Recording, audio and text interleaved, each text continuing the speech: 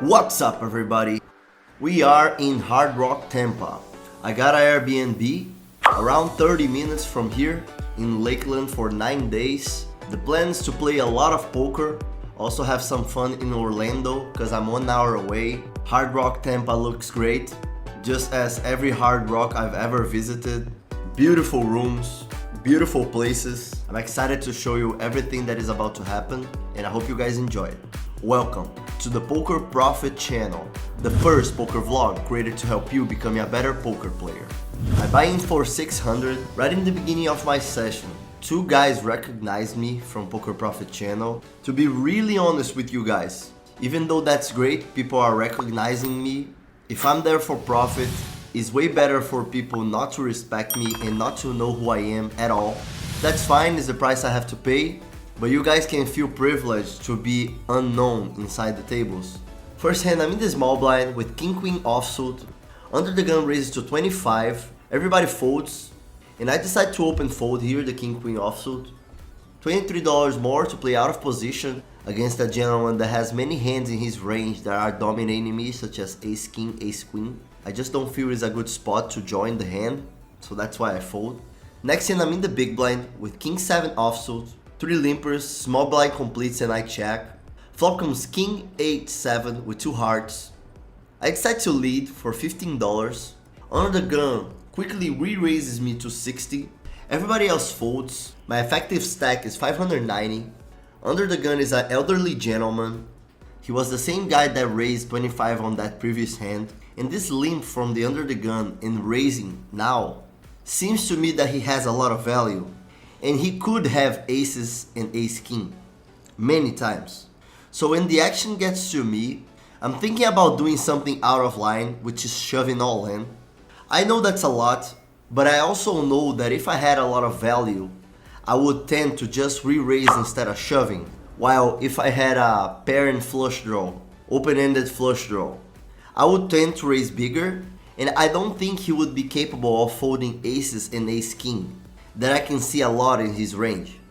Also, I can maybe see some King Queen as well, which I'm not sure if he would fold or not. So after considering my options, All in. All in. I decided to trust my instinct and shove all in. Unfortunately, he thinks for a while and folds, and we win the hand. Next hand, I'm in the cutoff with 8-7 offsuit, low jack and hijack limp. I decide to raise 30. I don't like that raise anymore. I am in the beginning of my session and I like to build a loose image for myself, but I just think from the cutoff against 2 players and 1 player in position against me, which is the button, it's just too much to raise here. I would rather to open fold, but I raised big blind and hijack call. Flop comes deuce, 3-4, rainbow. They check to me and I have a lot of pocket pairs in my hand. Also ace king, ace queen, which is a gut shot and 2 overs. So I'm gonna c-bet as I would c-bet with those hands. They both fold and I win the hand. I get a table change. First reason is because many people knew who I was at that table, and the second is because I wanted to get a better table footage, and hopefully this table is softer than the other. First hand in this table, I'm in the big blind with pocket jacks, 3 limpers, small blind completes. I'm gonna raise here. On situations like this, I'm usually gonna go with twice the size of the pot, making a little bigger or a little smaller depending on how fragile is my hand and how often players in position are gonna call me. So I raise to 50, under the gun calls, small blind calls as well, so 3 players see the flop. Flop is great, I'm losing mostly to set of 10s, or if under the gun is low playing a pair of queens, kings or aces, which from what I'm perceiving of him is pretty unlikely. Small blind checks, I'm gonna c-bet of course. I c-bet $90. Little more than half pot. I could have c-betted bigger here, but 90 is okay as well. Around 2/3 of the pot, like 110. Only under the gun calls this time, so we go heads up to the turn, which comes a 7 of spades. I'm still losing mostly to the same hands as before, so I'm gonna definitely keep betting here. Effective stack is 550, and there is a flush draw possibility in the board now. 200. 200, he said. So I bet 200 this time, almost 2/3 of the pot. He quickly calls, and now I'm pretty sure I'm winning here. I don't think aces, kings, or queens he would call that fast. Tens as well. So I'm pretty confident I'm winning, at least for now. River is a king of diamonds. It doesn't complete the flush, but there's an overcard to my hand. SPR is like 0.5, even less. So I'm pretty much committed to this spot. But I feel like if I shove, I'm mostly gonna get called by hands that are beating me. While if I check, I might open space for a missed flush draw or any type of worse hands than mine to bluff. Under the gun seems to be pretty crazy and impatient. I decide to check and call if he puts me all in. So I check. 300. Call. He bets 300. I call. And he shows king queen of spades, floating me in that 10 deuce deuce flop, having a flush draw in the turn, and hitting a king in the river. It happens. Nice hand. I don't think it's good to fold the river versus this guy. I gotta be right more than 22% of times. And I do believe he will have some missed flush draws in his range in the river that he decides to bluff. I buy in for 600 more. Next hand I'm in the small blind. Button straddles 10. I limp from the small blind with ace king suited. Hijack raises to $40. Cut off and button calls. I have $600 effective. And there's $127 of that money in this spot.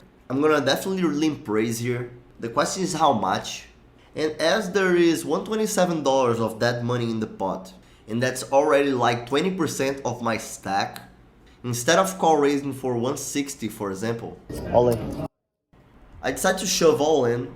I believe call raising or call shoving, both plays are reasonable. I decided to shove this time. Hijack, cut off, and button fold, and I win the hand. Losing $473 for now. Next hand I'm in the cutoff with ace 3 suited. It folds to me and I raise to 20. Button and small blind call, so 3 players see the flop. Flop comes ace king 9 with 1 heart. I got top pair with a bad kicker. I also have a nut flush redraw. Small blind checks to me and I decide to check back. Button checks as well, so 3 players see the turn. Which comes another 3, and now small blind leads $50. And here I'm considering raising or calling. I got no relevant information about small blind's range. What I'm pretty sure here is that I'm winning the vast majority of the times. I don't see him having many ace king. Sometimes he will have ace 9, okay, but other times he will have king 9 as well. And he could have some flush draws, some gut shot flush draws, some ace jack, some ace 10, ace queen. But button is right on my side as well. And button is a pretty loose player, which if I call, I can see him calling as well pretty often, or even raising. So I decide to call. Button quickly folds, so we go heads up to the river. River comes a 4 of diamonds. Flush draw gets there. Small blind bets $70. I call. You got it. I just hooked her 9. He shows 10, 9 of clubs, and I win the hand. Okay, I make this sign to remember myself to mention that this table is pretty good. There's a guy on the other side of the table raising like 80% of his hands. Players in my left are not good as well. There's a woman in my right that is pretty nice. It doesn't seem to be a great player. So I'm well positioned here. Next hand I'm in the cutoff with ace jack offsuit, button straddle, 1 limper. I raise to 45. Button quickly calls. He was a pretty loose player. We go heads up to the flop, which comes 8, 9, 10 rainbow. I got open-ended and 2 overs. I'm gonna c-bet. I c-bet $55 and he quickly folds. Next hand I'm on the button with ace 5 offsuit. Couple limpers before me, including the under the gun. I decide to limp as well. 5 players see the flop, which comes ace 5, 10 rainbow. Big blind leads $30. Under the gun calls. As there is no flush draw in the board and no relevant straight draw possibilities as well, I decide only to call in position and see a turn 3-handed. Turn comes a deuce of diamonds. They both check to me and I'm gonna bet here. I bet 75 and they both quickly fold.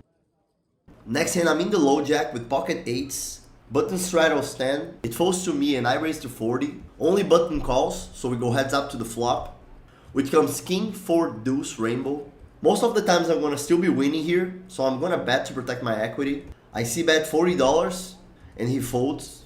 As you can see, I'm winning plenty of hands without showdown. And then this hand happens. I got jack 9 suited from the middle position. two limpers before me. I decide to limp and test the players in my left if they are gonna exploit me. And I got a pretty good hand, Jack 9 suited. Other two limpers, until the big blind, who is the player that is raising 80% of the hands, raises to $70. Limper folds, and here I'm thinking about calling this $70. To be really honest with you, I think that's a bad call for my part. Even though his range is pretty wide, most of the times I'm gonna miss this flop and I'm gonna have Jack high. So I do believe the best play here is having patience and folding. But I'm a human being. I was kind of tilted with this guy because every time he was raising, I didn't have nothing and I wanted to play against him. I felt like I have a big edge over him. So after considering my options, I decide to call, but I make it clear that I don't like this call. I believe I should fold, and I believe you should fold in a situation like that. You gotta try to always be rational and patient inside the poker table. Taking things personal is never good, and I feel like I made this mistake right now, because in my opinion, Jack 9 suited is a clear fold over a $70 raise. But I called, other two players call, so we go 4-way to the flop, which comes 3-4-4. I miss it completely, just as I will miss 66% of the times. Everybody checks, turn comes a 5 of clubs, I check, low jack bets 75, and I fold. I buy in for 100 more, losing $590 for now.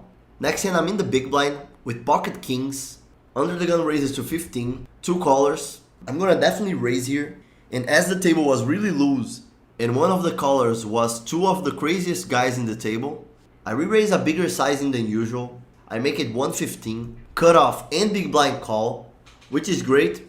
I just need to hit at least an okay flop so I can win a pretty nice pot. But seems like today is not my day. Flop comes ace jack 5 with two hearts, and I have the king of hearts. This flop also favors way more my range than theirs.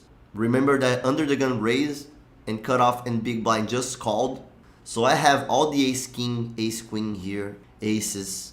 I have the blocker of the king of hearts. So I decided to keep betting here. I see bet 185, around half pot, in case they call. If a heart comes in the turn, I might keep betting. They both call, which is horrible. Now I might turn it off even if a heart comes, which is not what happens. It comes at 8 of clubs. I check, pretty much giving up on the hand. Cutoff goes all in.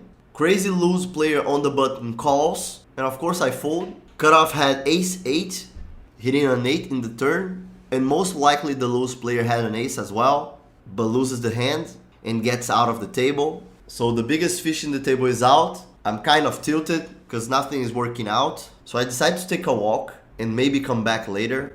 Man, there are days that nothing works out, and today was one of them. Right now it's 6:39 yet of a Friday, so I might play later today. Like, I just stopped playing because the fish at the table got out. I was mad.